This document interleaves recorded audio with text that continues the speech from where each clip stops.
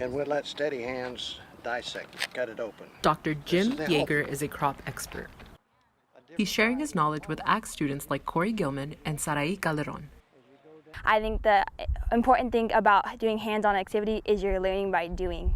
You know, you can learn so many things in the classroom, but if you can't apply it outside to the real world, it's pointless. Everything Sarai and Corey are learning is relevant to their careers. They both want to work in agriculture. And we've got to see everything that he does, from pistachio harvests to seeing how the damage has affected, the freeze has affected damage in crops. It's not been normal classroom. We get to come out and see it as it happens, things that are relevant to ag, not theory. The lessons the students learn in class stay consistent, but the Central Valley weather does not. And because of that, it affects trees like these. Well, you have to look at it.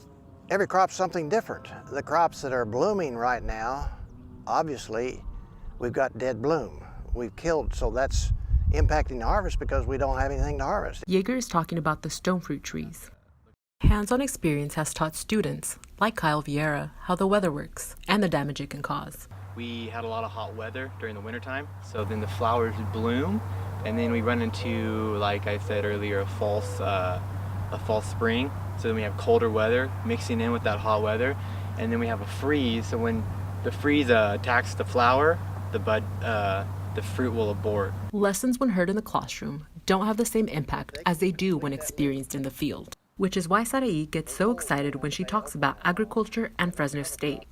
As soon as I entered high school, although, I joined my FA program and I knew that that was an industry for me. I started to grow a passion for it, and in that it ignited. And as exciting as it is for Sarai, for Kyle, it brings a sense of peace. It makes me happy, honestly. Everyone wants to do something that makes them happy, and agriculture makes me happy. I get to come out here sometimes, and it's very peaceful.